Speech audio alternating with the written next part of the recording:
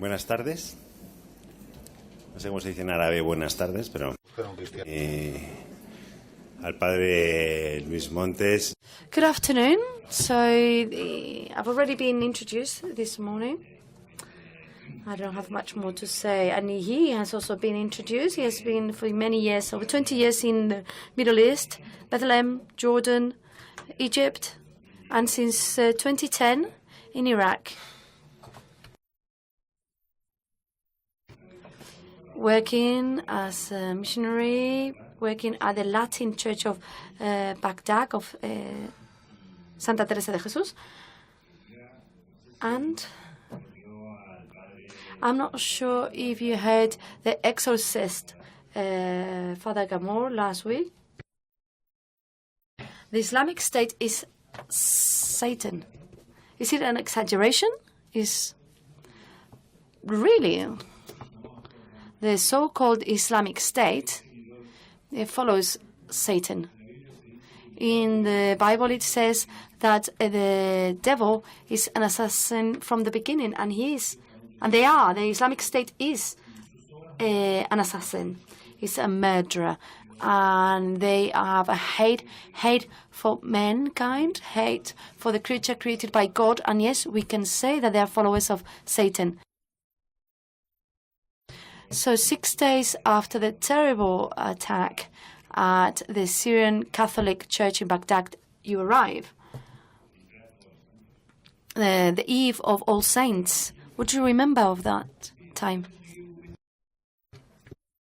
I arrived a month and a half later, in mid-December, and I had heard the news, and I tried to follow all the stories, all the things that were said about that attack, that from a human point of view, they're awful. But from the deeds of God, it was actually wonderful. We, of course, didn't say that, and we have to fight so these things do not happen again. But at the same time, God, who's all-powerful, gets, from the worst evil, is able to get wonderful things. So out of the murder, for instance, of his only son, he managed to save the whole humankind. So these murders, such unfair murders, led us to have examples that are shocking. What happened at that attack, and what happens nearly every day in the Middle East and in other countries, such as Pakistan, Nigeria, Yemen, etc., these are the miraculous works of God, and the power He has in His heart for His children. And it stays on the shade, not because we know it from faith, but because you feel frozen when you hear it. So for us that are direct witnesses of those facts, we have to make sure that they are well known. I think that we should do more so that the work of these martyrs is better known, and in the future we'll know more about the martyrs of Iraq, the martyrs of Nigeria, the martyrs of Pakistan, as we know about the stories of the martyrs of the first century. Because the stories are very similar. We've heard from the first day, and shockingly, the testimonies of forgiveness, mercy. Is this incompatible with a legitimate defense? Well, sometimes people simplify things and they say, no, we have to put a bomb there and kill them all. That is not a solution. Sometimes people say, no, we cannot attack them at all. We have to turn the other cheek. But both positions are very simplistic. They are a mistake. Jesus gave His body to the cross, but when they hit His cheek, He didn't give the other cheek. He said, if I have done wrong, tell me where. What did I do wrong? If not, why do you hit me? So I may forgive the one that kills my brother, but I have the right to defend my other brother so that he's not killed. So the position of the Church is clear, and Pope Francis said it at the Catholic Church. The right of legitimate defense. It's a right and a duty. We cannot allow a genocide and to all be killed and cross our arms. We can forgive the forgiveness of a Christian that has been persecuted, and then there's the government's responsibility to defend those who are without protection.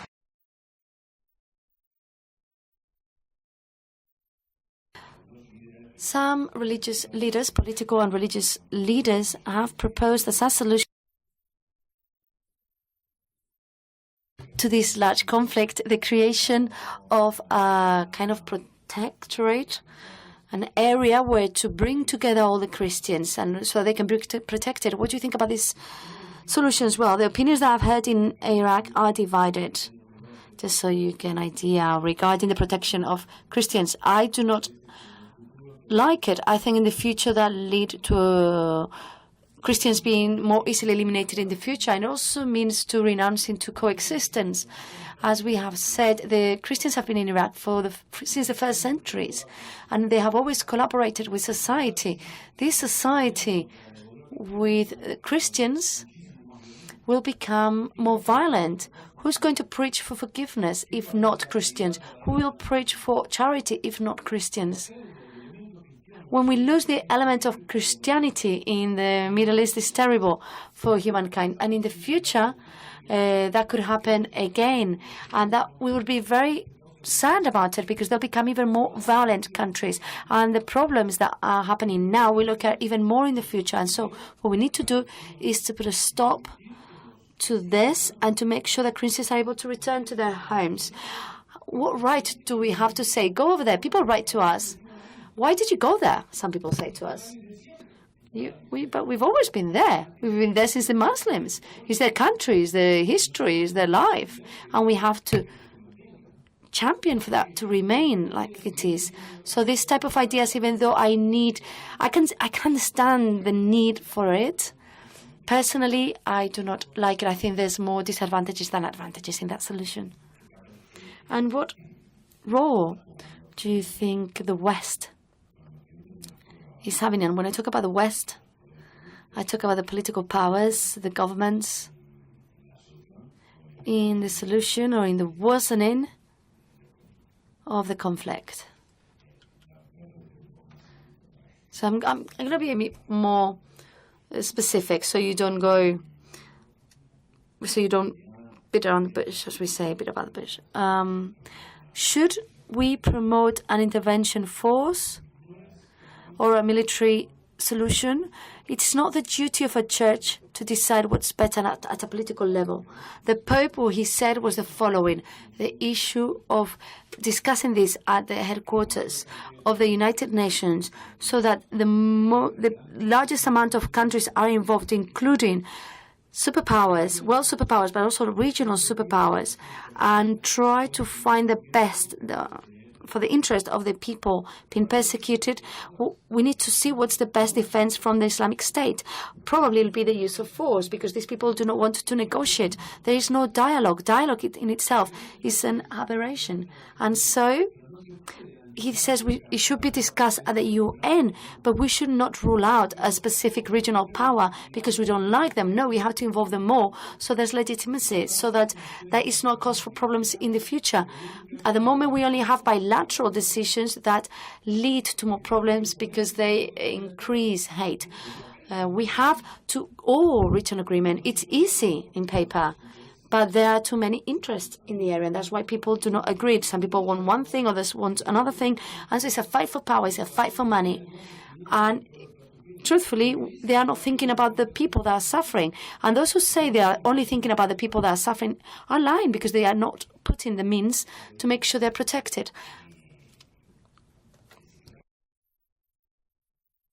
So you said you'll stay in Iraq until the Christians left there. Some people say, well, you're just boasting. Do you think it could happen, a situation such as happening in North Africa?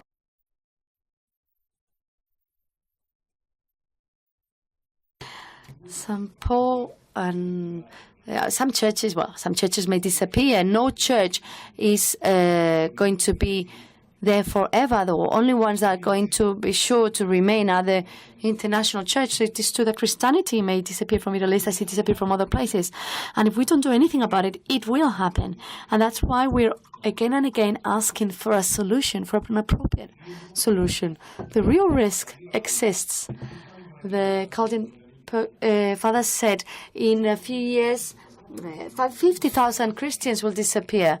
Well, there'll be many less, in fact, because of 1.6 million 10 years later, we only have 300,000. The believers from my church, etc., have already 50% have already started doing all the paperwork in order to be able to leave. We can ask them to stay, but how else can we encourage them? How are they going to stay? They don't know what's going to happen to the children. They go to school and they don't know they're going to come back home. Some children go to school or to church and start shaking, and you have to take them back home because they're traumatized. So I can never exercise pressure on a father, on a child. But it is true, you can say, now that the situation is difficult, you can say, try.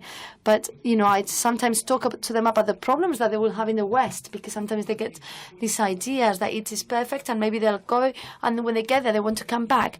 But it is a very difficult decision, and they want to go.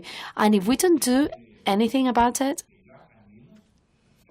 the Christians in Iraq will leave. Most of them will leave. Allow me to be so frank, but one of the objectives of this conference is to free the Christians that live in areas of persecution. And it is true that since the conference started, what I feel is quite the opposite to the main objective, which was, in fact, you are helping us live Christianity much more, and you're making us better people. How can secular believers help? The common people on the street, everyday people, the ones that do not have political influence, you can help in 3 ways. First, with prayer. No one can say that they cannot pray. We should all pray for those that are being persecuted. It's the best strength that churches have. They need our prayers because they are going through horrible things, and they need our prayers, and they deserve it because according to the dogma of the communion of the saints, they're giving us a lot in exchange. So we all have to pray. Secondly, we need to spread the word about what is happening because people do not know what's happening. We need to raise the awareness. I was talking in Argentina not that long ago. People were happy to hear it. They were crying with emotion, but before that they didn't know anything about it. So it is our obligation to talk about it. We have to talk about it at home, at work. We have to share it in the social media. And finally, maybe send some financial support because what those people are suffering is terrible. So those are the obligations that we have. If not, it's like we are not doing what we need to do. It's like we are bystanding. We are not paying them attention. We need to all be aware that we need to help those in need. I'm going to ask a personal question. You have 7 siblings. 3 of them are in missions. 4.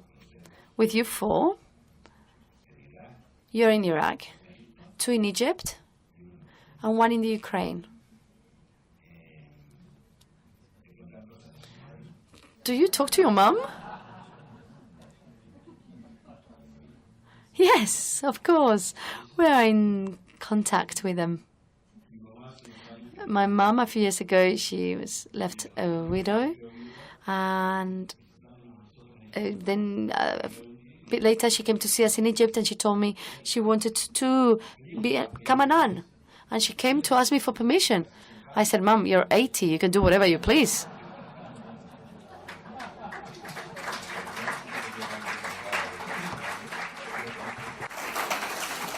Así que entró en So she came to the sisters, to the same religious, in the same religious family we have sisters, and it was a great joy for me because She and my dad, they were married for 50 years. And when my dad passed away, I was scared that my mom would die. I thought that she would have aged, I don't know, she'd age about 30 years in a week. But since she became a nun, she's much better. She's always happy. She's calm.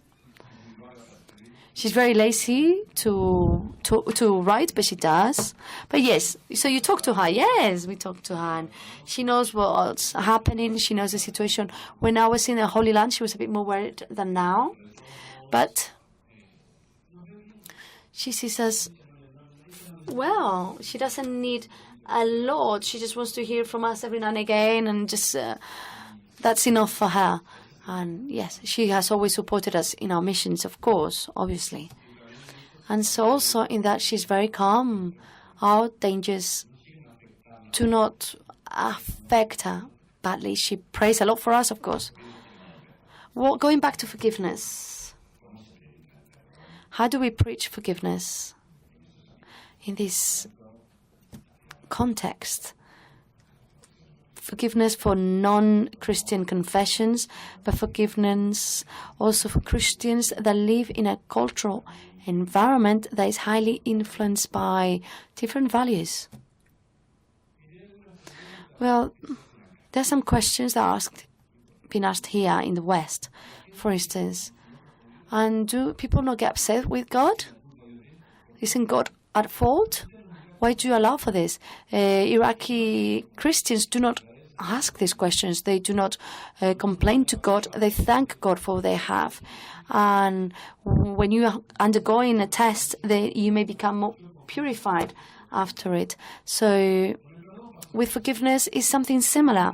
Some people have said to me, Father, help me. I find it difficult to forgive the malicious, for instance. But it's not that they find it difficult to forgive. In fact, they have forgotten what they have is a feeling of rejection, but that's normal. It's normal for someone to have a feeling for rejection before these criminals that are killing children. It's normal.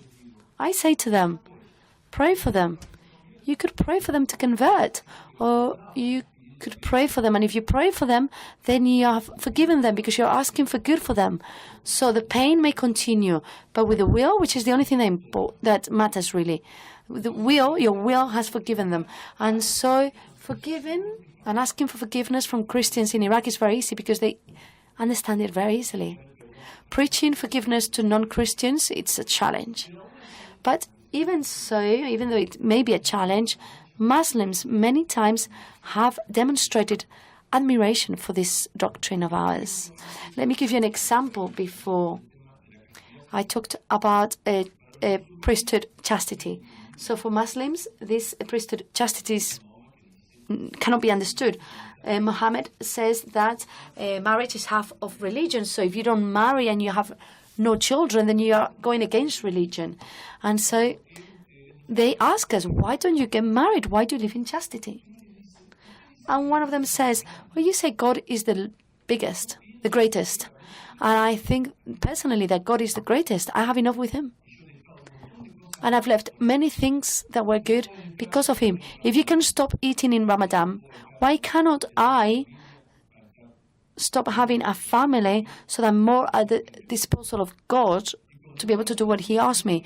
And when you present it to them like that, you see they're surprised. They had never thought about it that way. And in many times, you see them understand. And with forgiveness, it's similar. They cannot forgive. It's prohibited. They have to say, an eye for an eye, a tooth for a tooth.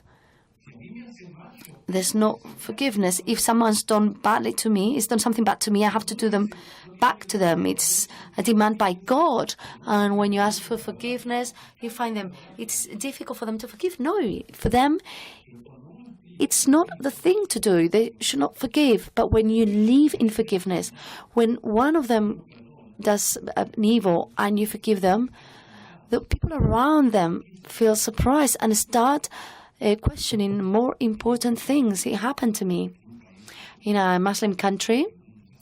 A priest had to manage a difficult situation between a Muslim family and a Christian family. They had tried to hurt a young Christian, and the family that had done it were very embarrassed.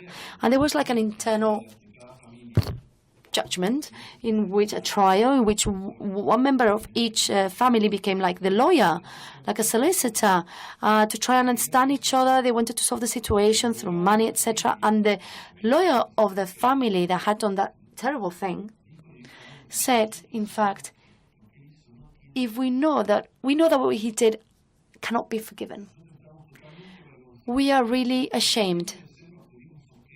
And even though we do not deserve it, we go to you because we know that you have the religion of forgiveness.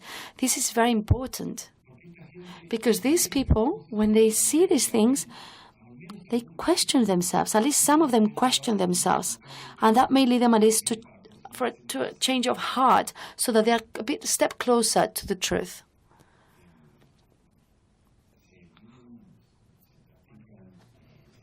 Do you practice of the sacraments here as you do over there, the same kind of preparation, etc.? It depends on the country, but in general, Arab Christians pray more than us. They pray a lot. When I ask them, I normally see them every day, and they normally pray every day. They go to mass more than we do. Many of them read the Bible every day. If I do a seminar of prayer, they can pray for much longer, and a test to the difficulties help them to purify, and this test makes them pray even better. And so they understand in that sense much better than us what a prayer means. They pray for everything, to thank everything, and that is one of the issues. That's one of the things where they can teach us. They are really, in this issue, they are an example. They set an example. And the other day you were talking about an initiative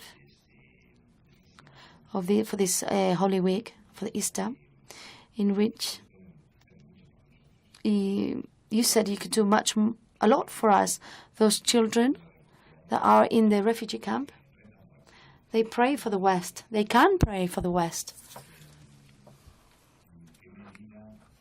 To what extent do Christians, specifically in Spain, to what extent could we benefit from the work carried out by you and in that region? We are unaware of your situation, but there is also a lack of awareness on the work of Christians over there. Yes, there's a great lack of awareness. And many times we do not think about the wealth of those countries and the wealth of that suffering. We have Carlo Gnocchi, the blessed Gnocchi, that went with the soldiers in the war to Russia, and they were defeated, and they had to walk back for thousands of kilometers under the snow, and the soldiers were dying one after one, and he was with them. And at one point, a lorry went past that had Italian injured people, and there was space for one. And the Italians stopped and they said, "Come, priest, come with us, and you'll be saved." But he did not want to leave the soldiers that he had accompanied them, and he said no. But one of the soldiers said, "Father, we are going to die. There's space for one. We need you to go back to look after our children." And they convinced him with that argument, and he went on the lorry, and he dedicated his whole life to care for the orphans and those that had been mutilated during the war, but especially for the children. He was called the angel of the mutilated. And this teaching that is wonderful, which is the pedagogy of the innocent harm. And he said, we're going to explain pain, because pain for some is terrible, because why does God allow for all this pain, etc.? Some people will say. And he said, let's talk about the pain of the innocent child. That is the most difficult case to understand. Why can an innocent child suffer so much? Why do we allow it? Once you explain that pain, all the others can be explained. And he said one thing. You in fact have to read that teaching. I'm not going to tell you the answer, because it's a real jewel. But he said Father Gnocchi said, the suffering of children is being not taken advantage of. A child that prays will be heard by God. It's being wasted. A child that prays because he's participating on the suffering of Christ, and at the same time he's innocent, will be heard by God. So we need to teach the children in that are suffering to pray, nothing too complicated, but we can you pray for your grandma who's sick? And the child will understand it perfectly. They have the intuition of the spiritual. And when we hide those things from children, we are wasting a great wealth. Beginning when he spoke about the hell, he said, how much pain wasted, because pain in hell is worth nothing. And we are wasting the suffering of these children. So let's ask the children, refugees who are innocent, who are small, who are suffering, just like Jesus had to suffer when he was a child. So I'm going to ask them to pray for those who participate in our blog, in our accounts, internet accounts in Iraq. And there was thousands of people that were asking for prayers.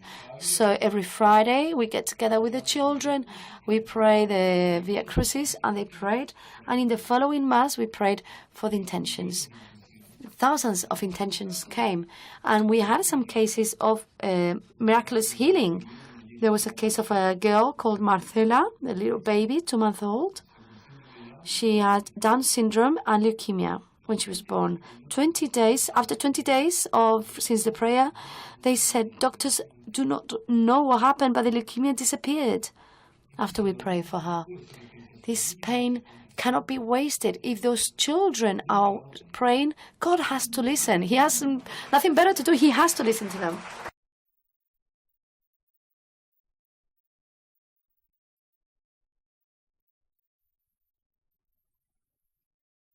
Thank you very much, Father Luis.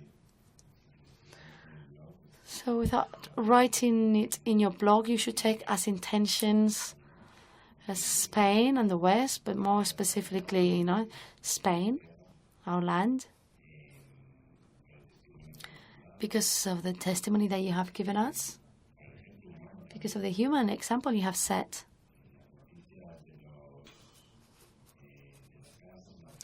On the news of those houses marked with the letter N that give the name to this conference, those parents that haven't carried out the apostasy, and that they could have just maybe been just, trying to pretend it. They could have pretended that they had converted, etc., and they would have survived. But your example really is support for future generations here and in Iraq. Thank you very much, Father Luis. I promise to pray for all of you, to all the ones following this conference, to all of those who have got an interest on those who are being persecuted. But I'm also going to ask you for something, because many times when you obtain something material, you make a great deed, but sometimes a gesture of support is more enriching. And I invite you to go to our Facebook page, Friends of Iraq, and send us a message, because then I'll be able to tell the members of my church. And I will say, look, there are 50 countries following us. And just to say, we are with you, we believe in you. That closeness is very important to them, because suffering is difficult, but suffering alone is even more difficult. So if you can accompany us with your prayers and with your messages, that really for them is a kind of consolation. And it's free, right? Gracias. Thank you very much, and this round of applause.